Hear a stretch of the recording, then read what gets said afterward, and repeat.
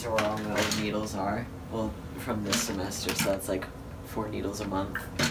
So the first step is you get the rubbing alcohol.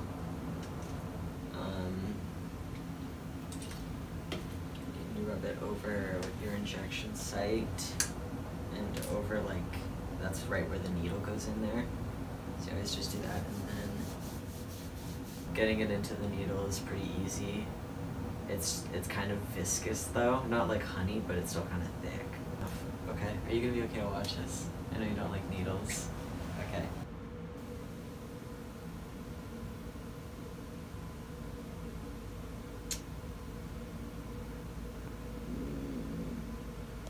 The hardest part is just like getting it past the skin.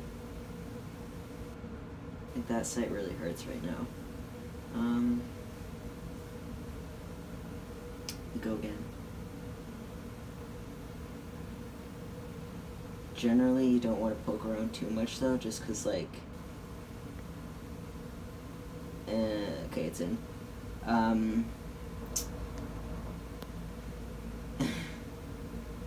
I don't even feel it. Like, it's just like a sharp pinch to get past the skin, and then it just kind of slides in. I just push it in really slow because sometimes it kind of like stings if I push it in too fast. Sometimes I get blood after it, sometimes I don't. It kind of just depends. Yeah, that's pretty much the process. This was a better day. Some days it's taken like 5 different like little stabs to get it in, but tonight was nice. You got a good one.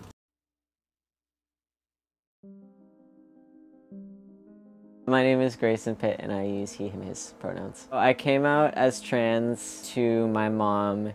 She noticed that I was like really upset, and she asked me what was wrong. I remember just like parking in the garage and like telling her I'm trans, and then we just kind of like went up to her room and like laid down in her bed, and we talked, but it wasn't so much talking about being trans as much as it was my mom just being like, whatever happens, I love you, you know, your dad loves you, we all love you. I think the fears I had coming out to my mom are the fear of not having her accept me. I knew that if my mom accepted me and my family accepted me, that I would be okay. So she told my dad, and he came up to my room at some point.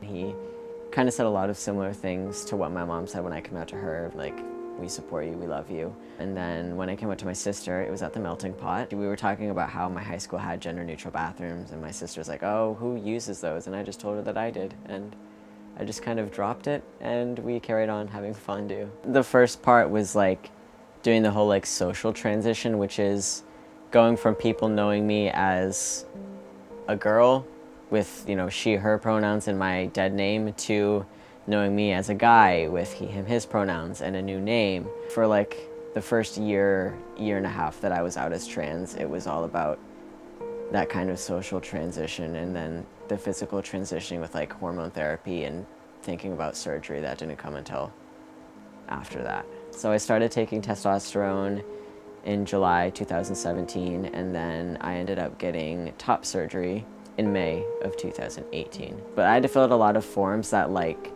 confirmed that I was experiencing gender dysphoria, and like what I was feeling was aligned with what it is to be transgender.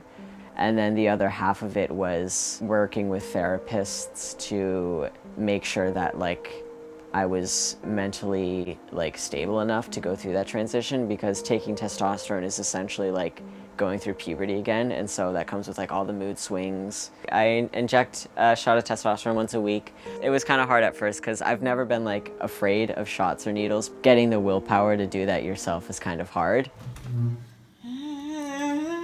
Okay, you're fine. I'm the one who should be freaking out. No, I mean, come on, let's acknowledge what this moment is. Oh my God. Grayson, all right. Oh my God, this makes me so nervous.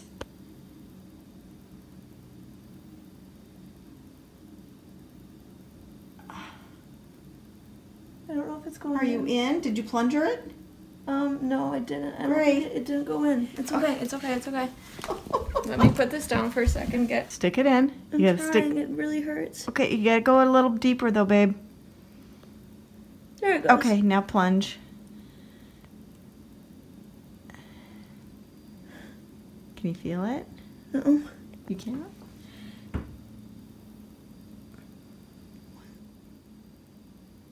Oh. And there we go.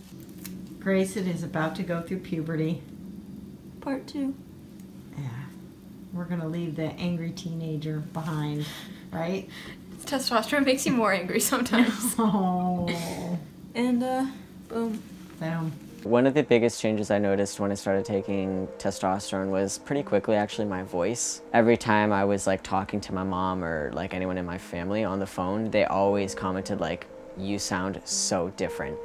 For the most part, testosterone doesn't like fully register or like physically register, I guess, until like 2 years in. So I still have a couple more months until it really starts piecing itself together, but getting there. So I decided to get top surgery because the more that I was living as a trans guy, it was harder for me to ignore it. So it was getting to the point where every day when I woke up, the first thing I was aware of was like my chest. It really was starting to like disrupt the quality of my life. I didn't really like trying to compress my chest because it was tighter and then I'd be more aware of what was there. The process for getting top surgery was pretty similar to starting testosterone. Refill the prescription soon. How much does each prescription get you? About 4 doses, so like one is like good for a month. What thigh did I do it on last time? Do you remember? Left. Really? Yeah. Okay. That's good memory. I watched the videos again of my first shot. It was so weird, Sean. I'll send them to you. But like I look different, but yeah, like my voice, like I don't sound like the same person at all. Do you want to put it in? Do you want to do it? Do you want me to give you your shot? Yeah. I'm gonna take a hard pass.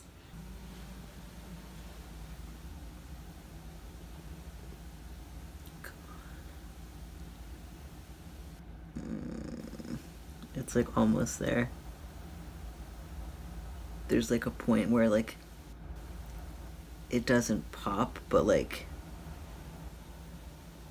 it'll just kind of sink in. Oh, this one's tough. Okay. We're in.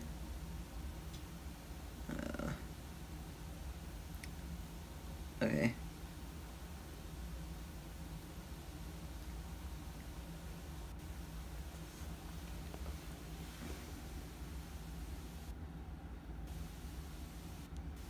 Yeah, it stings a little bit right now.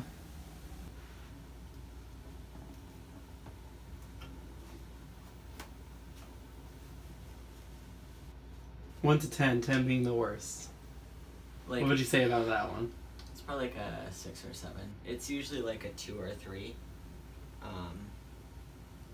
The pain is always like getting it into the muscle. Yeah. It's okay though now, it just stings. I wish I knew people would accept me.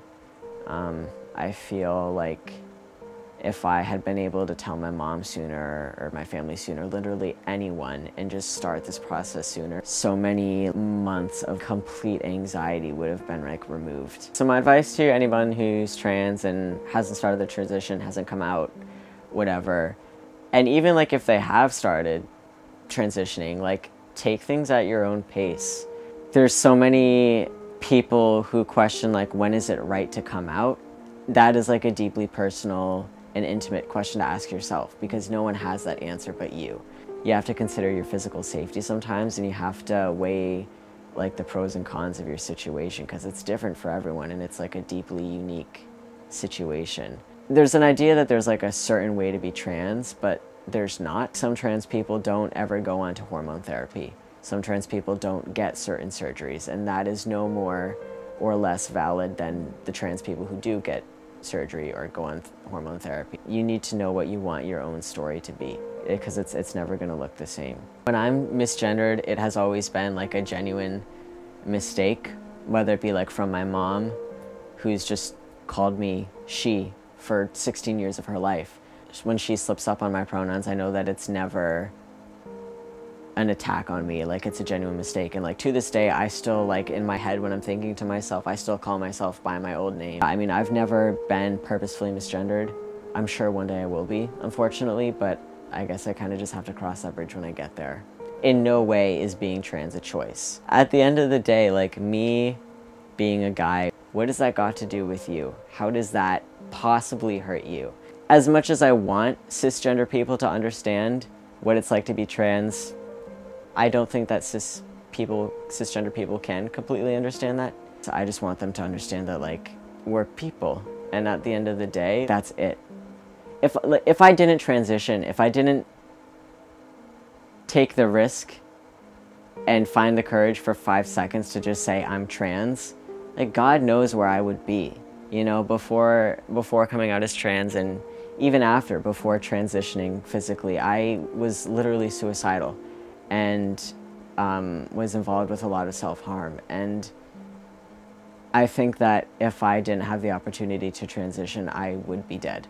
Some people might have different answers, but I feel like I've come far enough to reflect back on where I was and where I am now. And like, regardless of how far I have to go and how long the road ahead of me is, like, thank God that like the road behind me is pretty long too, you know? It's worth it.